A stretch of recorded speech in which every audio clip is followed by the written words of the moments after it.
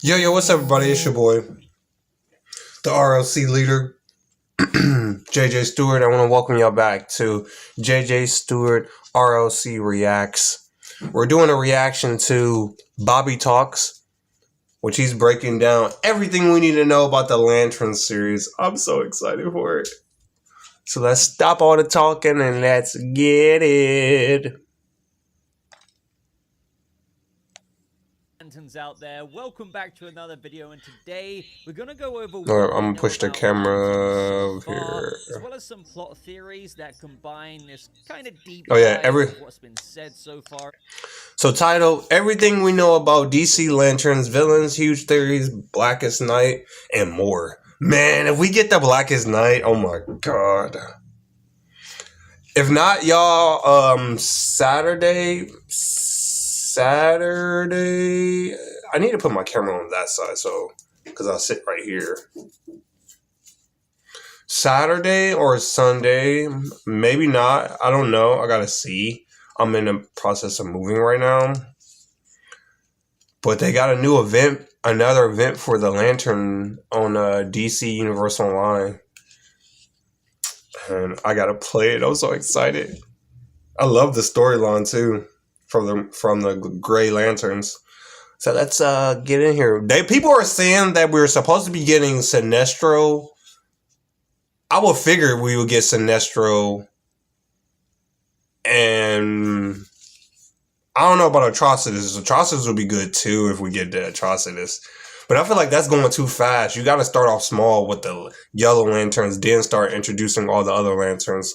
Not just throw them all into one. That's how they did with the Justice League movie, and you see how that shit turned out. About the show, taking into account where characters like Hal Jordan are already at in the DCU, and arguably, most intriguingly, the cast and some of their fascinating descriptions that are attached to the series, and just how some of their roles could factor into the show, and whatever this ancient horror, ancient terrifying mystery is going to turn out to be. So, ladies and gentlemen, if you are brand new here and you're into news updates, DC content, and more, you are absolutely in the right place, so consider subscribing. Would greatly appreciate a like on this video to just help me out in the algorithm. But start off here with some of the basics. As we know, the show itself will be on HBO and consist of 8 episodes. We've got Chris Mundy serving as the showrunner. To those of you who like Ozark, you might like the sound of that.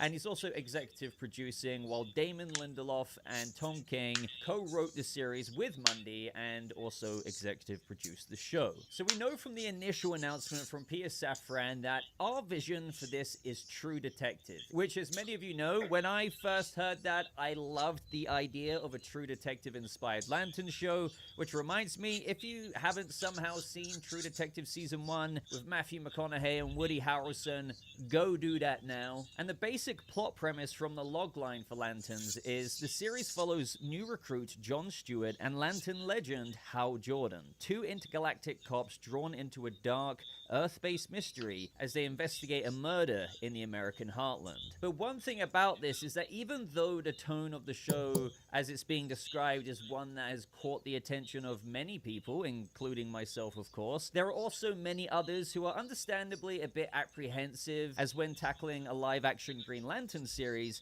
you'd still want to incorporate these larger cosmic aspects into the show. So on this subject, James Hawes, who directed the first couple of episodes, was actually asked in an interview by Brandon Davis, who pointed out to him how everything we hear or see about Lanterns looks kind of grounded on Earth, and those characters are obviously very cosmic characters. So what is the balancing surrounding that? And James Hawes said, I think I'm going to talk very obliquely about that because there are excitements to come. It won't disappoint the classic fans. I think it will invite in a whole new audience as well, because you get to meet the characters in quite a rooted way before it takes you into Galactic. So for those big Green Lantern fans out there, I'd like to think of that brief quote as fairly reassuring in the sense that all while this show is going to be delved into in a fairly rooted way initially and perhaps throughout the episodes with this True Detective-inspired mystery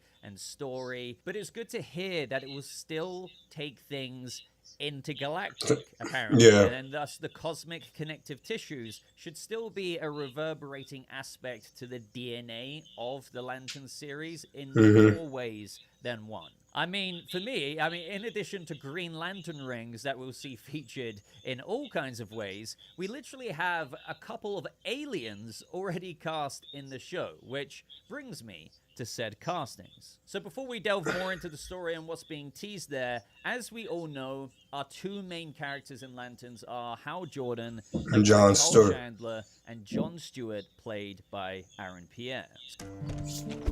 Go away! Chandler's Hal Jordan in the present-day DCU is described as the Lantern Legend, and John Stewart is the new recruit. We also know that Nathan Fillion will be reprising his role as Guy Gardner and popping up at some point in the show. More on him later on in this video. Then we have Ulrich Thompson playing Sinestro. The official description reading, ruthless yet undeniably charming, Sinestro is a former Green Lantern who turned rogue. Sinestro's manipulative nature drives his enduring obsession with his former mentee, Hal Jordan. Up next is Laura Linney, and although she's in an undisclosed role, it's highly likely and heavily rumored that she'll be playing Carol Ferris, also known as Star Sapphire, Hal Jordan's life love interest, if you will. Now, speaking of undisclosed roles, we kind of have this one disclosed in a way, but think of it more as code. So we have Paul Ben Victor's character, who is reportedly playing Atrocities. So he's described as an extraterrestrial devoted to exposing the truth and exacting vengeance against those who wronged his people, consumed by a deep and unrelenting hatred for the law. He is determined to deliver justice on his own terms. Now, one of the leading theories that we'll get into much more later in this video is that Antan is really a code name for atrocities. Then yes, sir. Kelly MacDonald playing Kerry, the sheriff of the town. Hal Jordan and John Stewart go to in order See, to yeah, that's what. murder. Her official. See, that's what I thought. Who I thought was Carol Ferris, Hal Jordan's love interest.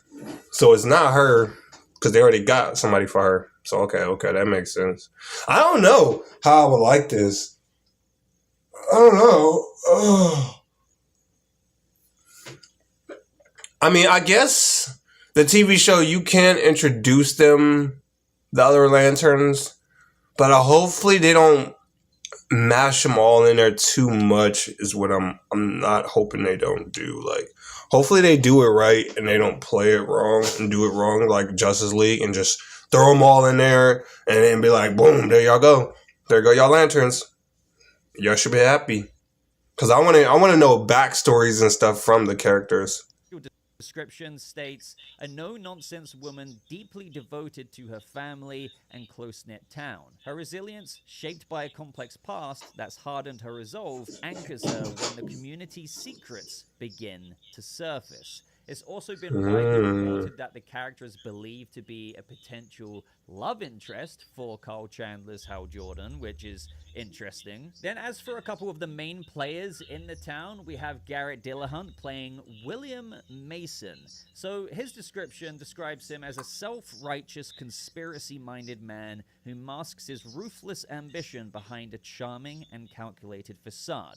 More on William a little bit later. But we also kind of have another William, who appears to be William Mason's son, and that is Jason Ritter playing Billy Mason. So he's described as a good-looking charmer who does his father's bidding. Capitalizing on his family's reputation, he clings to his small-town ego and has everything to lose. Then we have Purna Jagannathan playing Zoe, described as effortlessly confident and poised in any setting, even those where she stands out. She is every bit as composed and cunning of the influential men around her, and she's reportedly married to William Mason, but Zoe is also rumored to be a love interest for John Stewart. So another thing that's fairly interesting there. Then we also have No, I kind of wouldn't want that. both present. I wanted to be Hawk Girl versions, which obviously means we'll be getting into some flashbacks during the events of the show. Nicole Ari Parker is playing Jon Stewart's mother in the present day. Jasmine Cephas Jones is playing the younger version in the flashbacks. Sherman Augustus is playing Jon Stewart's father in the present day. J. Alphonse Nicholson is also playing the younger version of Jon Stewart's father. We also have reported by Nexus Point News some character descriptions of the casting of Hal Jordan's parents, Martin and Jessica Jordan, although we don't know of any actors right now. And then we kind of have randomly Chris Coy playing Waylon Sanders, described as an intelligent survivor or a nervous truck driver. Age and real name unknown, he's unbound by the laws of nature. And he definitely raises an eyebrow. And for the most part there, it's important to remember that a lot of those casting descriptions could somewhat tease the character that they are, but also evidently some have code names. But, you know, I'll talk more about the role some of these characters could play in a bit. But as we were touching on earlier, before even getting into the casting, I think we could agree that after reading out a couple of those castings, I mean, sure, that the plot is going to be about this investigation and mystery in this town on Earth, but it does feel to me that Lanterns will not... So I wrote a song called Tough People, and we wrote it away from the fantastical side of Lanterns stories. Now, having said that, despite me having faith in a lot of the cosmic ties being fairly present in this show, I still don't know if that means we'll literally be seeing the Lanterns fly and report to the Guardians of Oa. Even probably not. Said things getting intergalactic. But having said that, never say never, because in combination with what James Hawes said, we did have the actor for Zoe, Porna Jagannathan, tease and maybe even seemingly confirm in an interview a very cosmic set of characters in the show. And when describing the series, she said, but you know, the way I describe every character, it's all the characters you love and you know. The Lanterns, the Guardians, Sinestro, and like all that world is still intact, and yet everyone is presented as hero and villain at the same time. And that's what makes the writing so complex and so layered and so beautiful. So that is very interesting. She said Guardians when deeply praising the Lantern script in an interview. And this is to be, I guess, taken with a grain of salt, I suppose, but I just don't think she'd even really know of the Guardians unless they were featured in the series in some way, shape, or form. Let alone even word it like that when specifically talking about the show's scripts, which I do find encouraging. So at the very least, I think they could appear via a telepathic lantern ring kind of message, rather than maybe seeing them on Oa itself. But again, never say never. But let's get back to it. Like, one of the biggest talking points of this video with what we know and what really just contributes to larger speculation leans directly into what Gunn and Safran said about it a long time ago now, and that is that Lantern seems to be quite an important show to the DCU. Safran initially described it as it plays a really big role in the main story that we're telling across our film and television. This is a very important show. Because I know it's then saying that it's... Because I know it's supposed to have... It's supposed to have telling like the story of like going into the future of James Gunn's DCU. Because I think it's supposed to mention damn, what is the thing called? I forgot. I already forgot. It's supposed to mention the portal.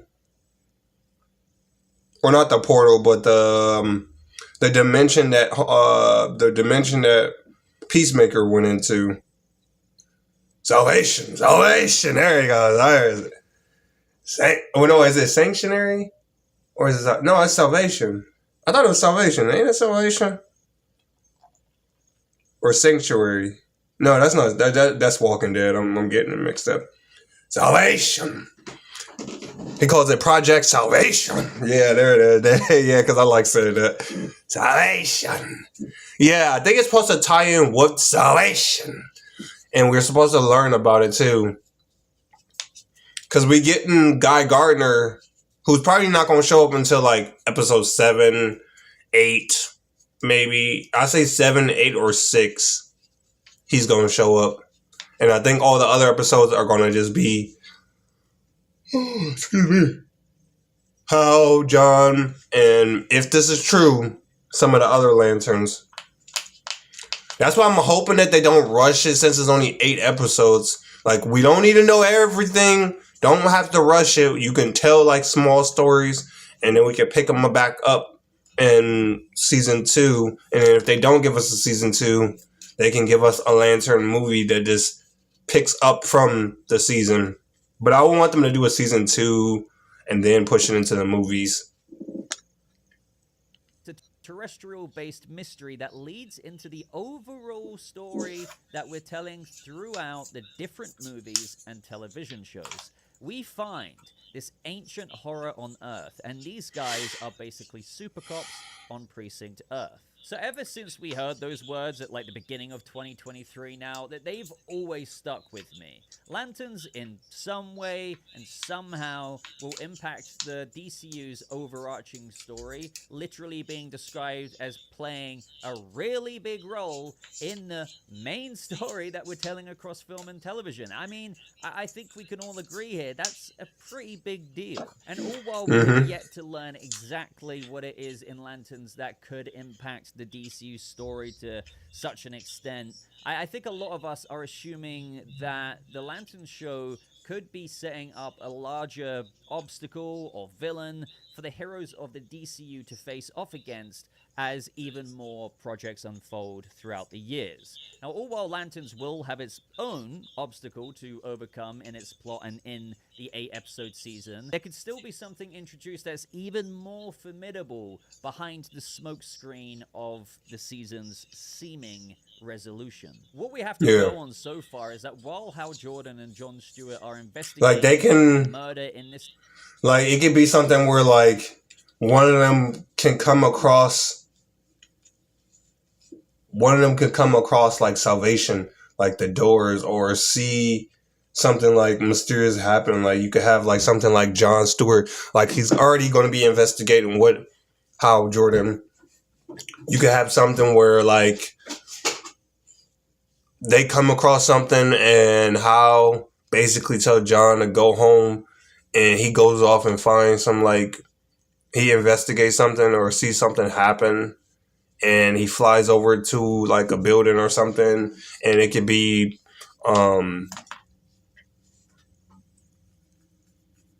a door that leads to salvation, or it leading to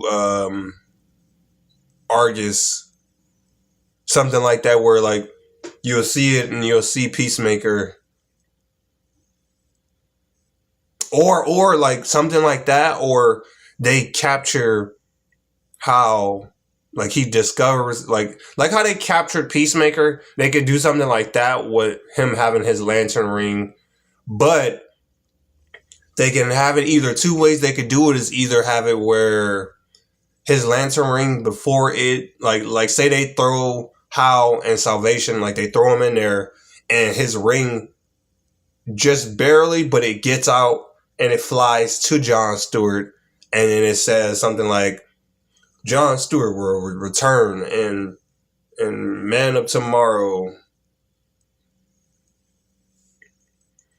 And so now we have Peacemaker and Hal Jordan in Salvation.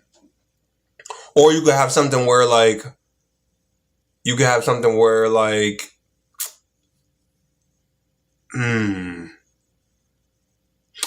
something where like Hal takes his ring, goes in Salvation, but the Guardians, we see something like the Guardians, we see like a glimpse of the Guardians sending a ring down to Earth to Jon Stewart and making him another Green Lantern, something like that. That would be something I wouldn't mind. I wouldn't mind that. Town in Nebraska, which I've come to learn is called Rushville. Gunn also stated that we find this ancient horror on Earth. Now, this is something that has always, like, insanely interested me about the premise of Lanterns, is that we have Lanterns investigating this murder.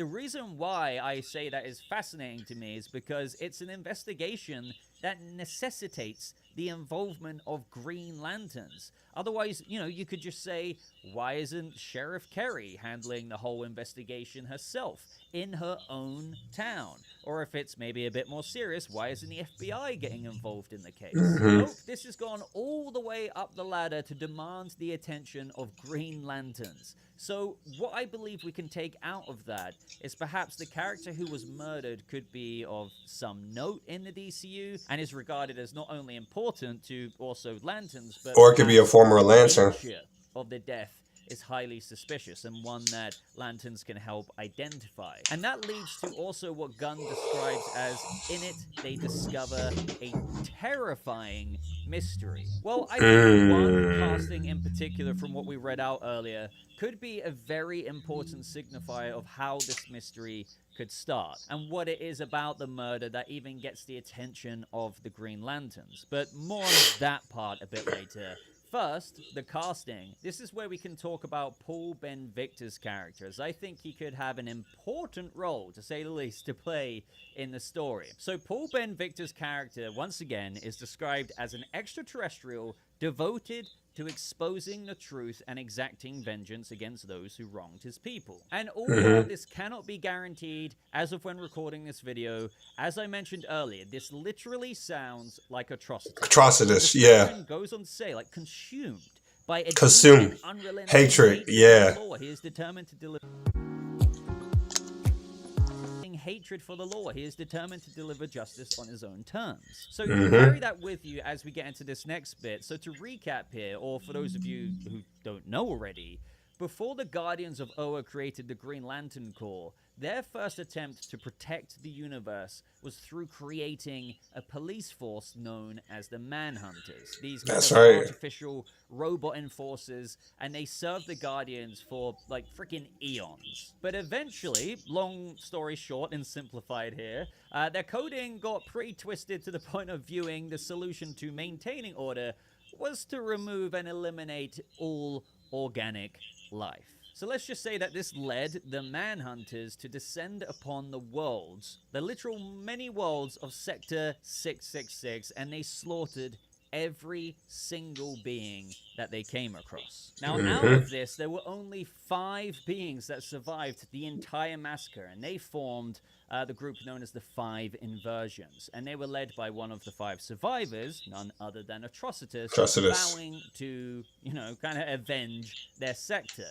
So you can see where I'm going with this, and you may have heard this out of fan theories already, but Paul Ben Victor is playing a character, I know I'm repeating it again, but just to really heavily emphasize, who is devoted to exposing the truth and exacting vengeance against those who wronged his people. I mean, obviously that character description doesn't do justice to what happened to Atrocitus, but if that's not a description for Atrocitus, then I don't know what is. Right, that's what I'm saying. Again, on the latter part of the description, consumed by a deep and unrelenting hatred for the law, he is determined to deliver justice on his own terms. Well, how would he go about delivering justice? So there is most certainly a way he can go about doing this, which harkens back to the comics, but as I always say, I need to stress this, adaptations don't copy and paste, so the comics will more or less influence the way Lanterns could adapt things here, implement events into the past, given how Jordan already being a veteran, while also doing their own spin on things in the DCU's iteration of DC canon. So one thing that the 5 Inversions did is that they performed a ritual that gave them the ability to see into the future, which allowed them to discover the prophecy of the Blackest Night, which I'm sure you've all heard of. Yes. No, obviously, I don't think they're gonna go and adapt the whole of bloody Blackest No, Night. they're not gonna do that. 8-episode series itself. No. But rather, the very That's a movie. of a long build-up could maybe, just maybe, be established, especially if we are correct about the Atrocitus casting in this. He said Atrocitus. That's funny. No, yeah, I wouldn't. That's what I would want them to do. They can tease that in a movie. Like we should get like a a Lantern movie and they tease it, or they can tease it in other superhero movies. Eventually, that should be like one of the biggest. But the story like that, the Blackest Night story, like a story like that, you would have to. That will be like a long. That will be a long, like super long years from now to do that, because you gotta, because the Blackest Night, I know they're not gonna do it just like the comics, but they're gonna pull from it. But if that's the case, they would need a lot of heroes and a lot of villains to be established so they can kill some of them off and bring some of them back. And we need us that would be the, oh my god, chef's kiss. If they do that, man, I will fucking do a backflip. That would be a wonderful storyline. And now they already introducing the Grey Lanterns. If y'all don't know, the Grey Lanterns are just being introduced in the comics. Oh, not the comics, the DC Universe Online game, which I don't know if they have them in the comics. I gotta do my research and see. Series. But again, more on that later. But to simplify things, he said more on everything later. On their capital world of Ysmalt. I hope I'm pronouncing that correctly. Where Abin Sur learned of the Blackest Night prophecy from them. So from this moment on, Abin Sur kept visiting Ysmalt to learn how to prevent the Blackest Night from coming to fruition. This even got to the point where Abin Sur freed Atrocitus. Yes, freed him from his imprisonment so he could lead him to the birthplace of the Black that would end the universe as foretold in the Blackest Night prophecy, which was none other than, you guessed it, Earth. This then led to Atrocitus escaping Abin Sur's starship when they were arriving to Earth, and after mortally wounding Abin Sur, which, as we know, his Green Lantern ring went to go and find Hal Jordan. And so after this, Atrocitus was on Earth, and after a few acts of atrocity, I guess you could say, he performed another ritual that gave him the identity of the Herald of the Blackest Night, none other than William Hand. And his motivations were pretty straightforward. So after seeing the prophecy and identifying the potential to get his vengeance, Atrocitus wanted to kill William Hand so he could take that power for himself and bring about the vengeance he so long desired to take against the Guardians. Now, eventually, right after Atrocitus was about to take out William Hand, he was bested by Sinestro, and at the time, none other than a rookie, Hal Jordan. And kind of William Hand just ran off with the cosmic divining rod that Atrocitus created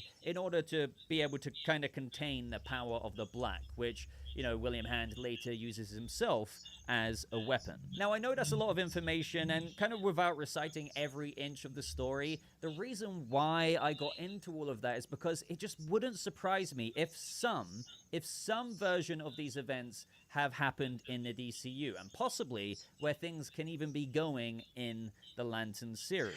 I can see that. In the past of the DCU, after a rookie, Hal Jordan, and his mentor Sinestro bested Atrocitus here, which ended up with William Hand going on his way, maybe there could be a situation where Sinestro says something similar to what he said in the comics in response to Hal asking, you know, what did Atrocitus want with him? With Sinestro replying, you know, they gain power through the blood of others they deem doorways, beings ever tied to the greater fabric of universal power.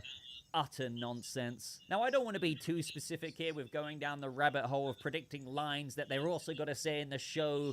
That said in the comics, because that is pretty futile. But the sense of it is what I think could be the case, because something like that could have happened, where they maybe perhaps wrote it off, never truly learned too much about the threat of the Blackest Night prophecy, and perhaps Atrocitus returned back to his imprisonment on Ysmalt, which eventually, as we know, led to the downfall of Sinestro, to likely be where he's at in present day, kind of imprisoned himself. But in the years after that, perhaps William Hand, as also in the comics, had death whispering in his ear, and this is what leads to the murder in the American heartland in this town. But at the same time, as I also keep stressing, things could be switched up a bit here as well. I wouldn't mind that. So what if the murder in this town was actually done by Atrocitus himself? And the reason why Lanterns go and investigate it is because of the nature of the death. Perhaps it was done in a ritualistic manner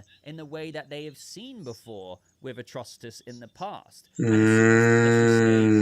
as Hal Jordan looks at the crime scene himself, he kind of recognizes the handiwork and who could have done this. Did this, yeah. Leads him to further follow up that lead. This could then take him back to his former mentor of Sinestro. Lanterns, after all, again, we're a couple of decades at least into the lore of these characters in a DCU that's already had this history to some extent. So all while we have to wait and see what events have been canon in the past from Lanterns lore in the comics and what they may have changed up here and there, I think a lot of fans are in agreement that Sinestro would likely be portrayed in a way where Hal can go visit him Hannibal Lecter style. And I can really imagine... I can see that. Like no, I can see that. ...to go back to Sinestro after perhaps... I can definitely see that because they have that in... They have them in, like, and the Green Lantern, if y'all haven't watched it, go ahead and watch it.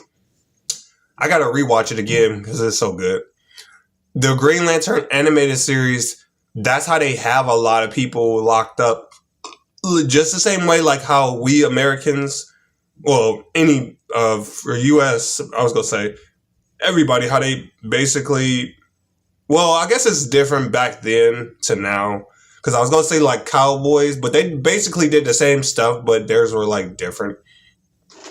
But basically when you get arrested, they have like, well, if the Lanterns have their spaceship, they have a jail cell behind bars that they can go to them in their ship and talk to them. But I don't see them doing that on the TV show. So most likely, I say Sinestro would be on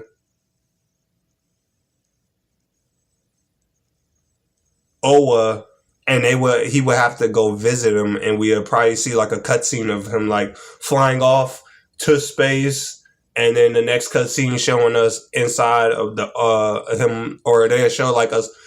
That shows like the background of Oa, or like show it in the space, like, oh look, there's Oa, but we don't see him flying to it. And then we see him talking to Sinestro on there. I can see that. Seeing him for bloody years to talk to him about this case because of the familiarities. And they both come to this terrifying conclusion that Atrocitus might be behind it all. But also, the larger question will remain of, but what is he up to?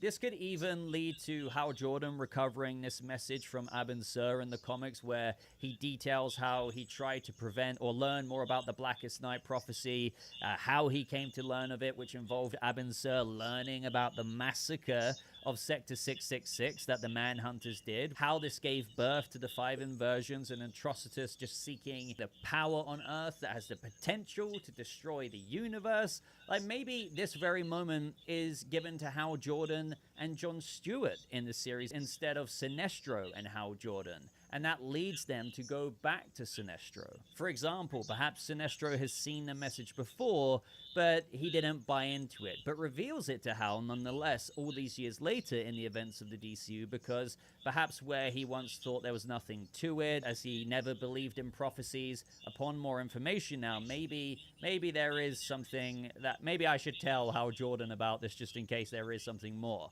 Again, that's another rabbit hole of speculation, but you can kind of see how the show could shuffle around events like this with certain characters into the investigation. So perhaps in the show, all while it's quite on the nose, going back to another casting here, William Mason could just maybe be their version of William Hand. I mean, after all, William is from town. He's described as this conspiracy-minded man who masks his ruthless ambition behind a charming and calculated facade in a town where the community's secrets begin to surface. Like maybe, and this is in the town where a weird-ass murder happens that warrants Lanterns' investigation. So maybe they could also adapt William Hand here a bit differently. Perhaps rather than being a bit solo at the beginning, they could introduce more of a cult element to the Blackest Night in this town. So if any of this is anywhere, somewhere near the truth, I would fully expect William Hand to be done in kind of a completely new way compared to the execution of the comics. Has anyone actually made it to level 4 before? To the execution of the comics. So could this be the investigation that unfolds during the events of the DCU's Lanterns series? Possibly. I mean, sure, we wouldn't see black lanterns flying around the place, but I can easily imagine Hal Jordan and rookie Jon Stewart investigating this murder, which, as described, they find this ancient horror on Earth that unwinds into this terrifying mystery, which could involve the character of Atrocitus, and all while things have seemingly been resolved in the show to some extent, maybe the looming threat of the Blackest Night prophecy will contribute to a much larger roadmap plan for the DCU for many years to come. But the only thing that really kind of puts me off the whole Blackest Night theory is that I just can't imagine James Gunn doing an adaptation of a full-on Blackest Night with Black Lanterns revived of characters in the DCU or corrupted characters by Black Lantern rings. But who knows? If it's years and years and years away, maybe this series could be the prelude to something in this area.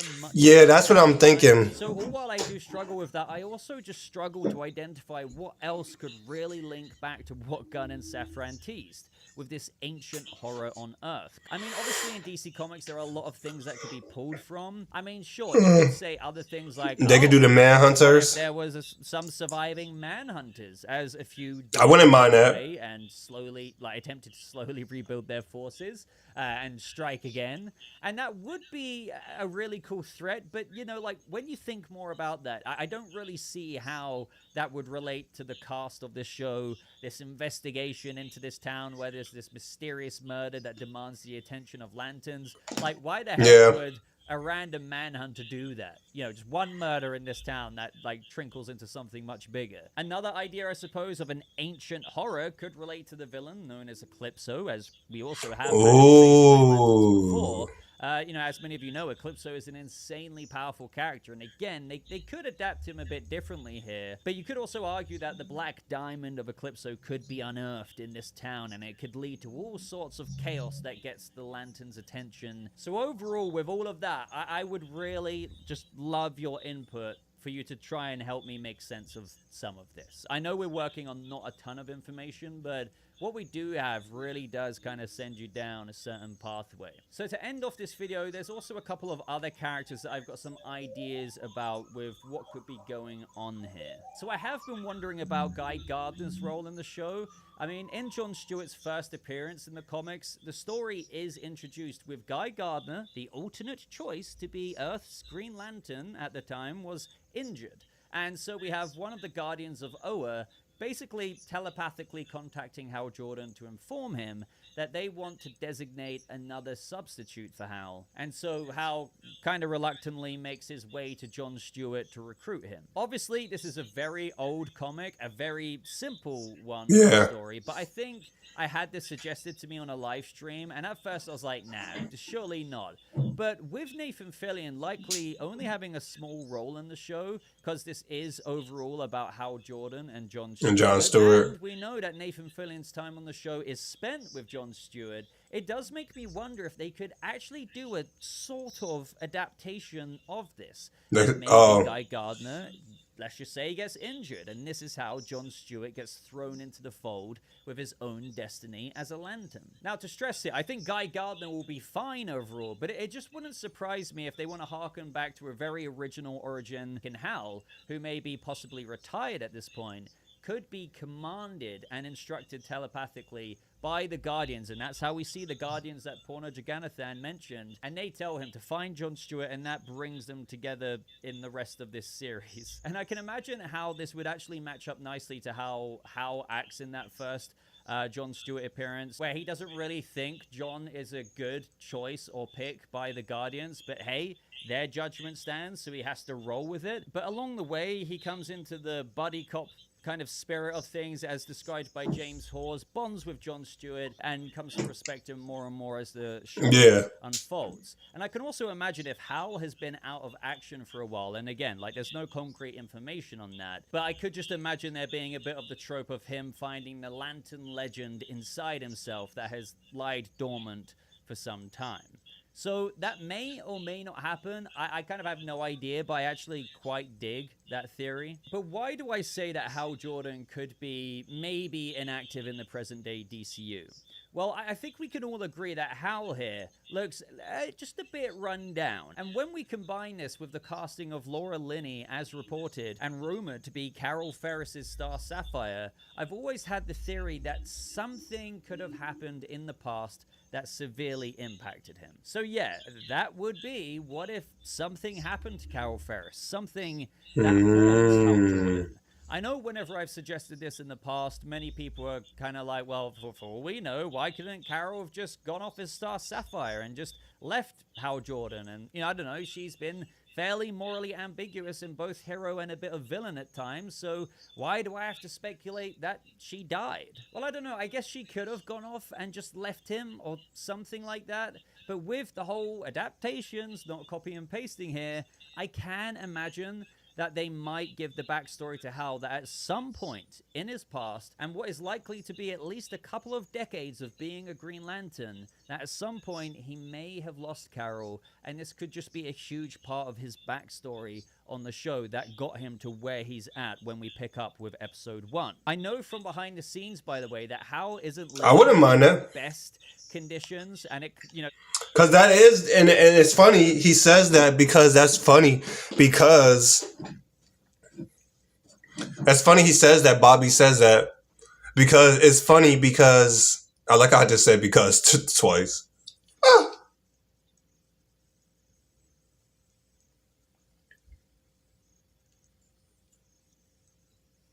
No! Be to do with flashbacks, and we know already that there's going to be a whole set of flashbacks, such as exploring Hal Jordan's childhood as well as Jon Stewart's, but some. And you know, it's funny he says that because they usually use that as basically Hal Jordan's kryptonite basically is by using his loved ones like Carol Ferris. Because I'm trying to think, which movie was it? Justice League. Was it, Justice League. Justice League. I think it was Justice League Legion of Doom. If I'm not wrong, let me know in the comments. I believe it was Justice League Legion of Doom where Mirror Master basically finds the Batcave because he jumps inside of it and all the villains team up together. And Mirror Master jumps inside the Batmobile and follows him home to the Batcave, and he finds out about Batman's plans, which I agree with Batman. I would do the same thing.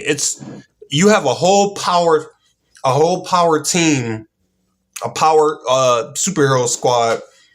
I would want to know everybody's weakness just in case if somebody folds or something happens where you need to take them down, you could take them down, which I agree with that too. I would do the same thing as Batman. And we find out that Batman has contingency plans to stop every league member, even himself, which really, let's be real, Batman don't have powers. So, I mean, the only thing you can use against him is his loved ones and his basically his mom and dad, just like how Bane did.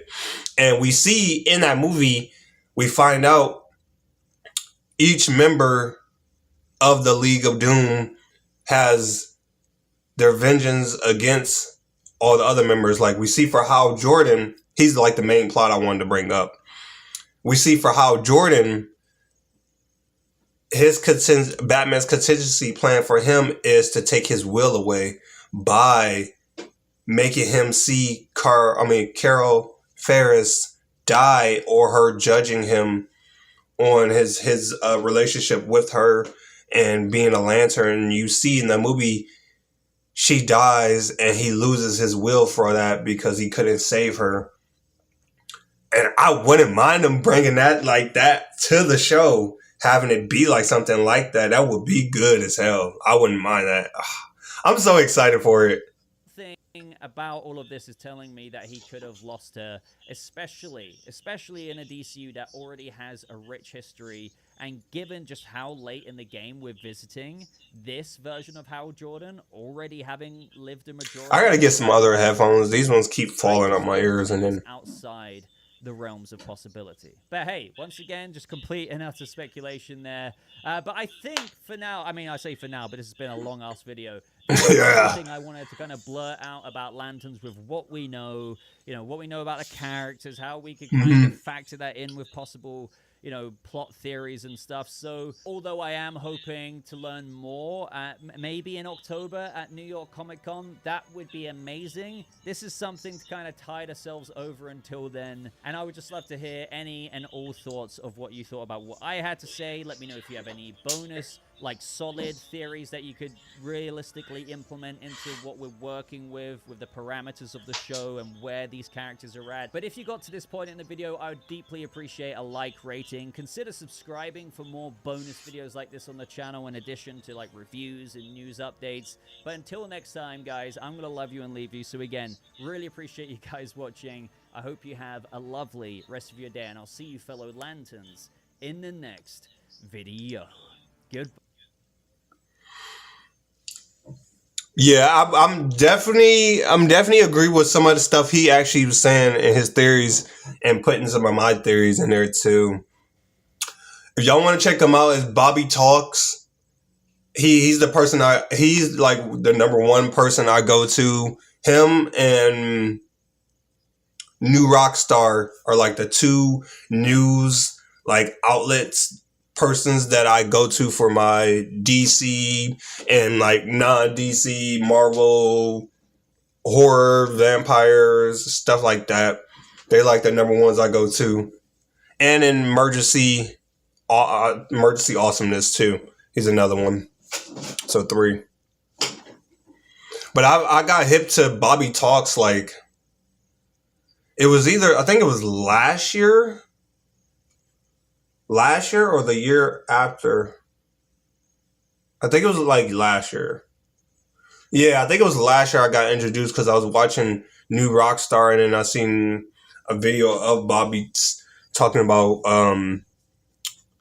it was something. It was Peacemaker. Yeah, it was Peacemaker. He was talking about Peacemaker and breaking down like the cast and all that stuff and talking about the TV show coming up when it was coming out.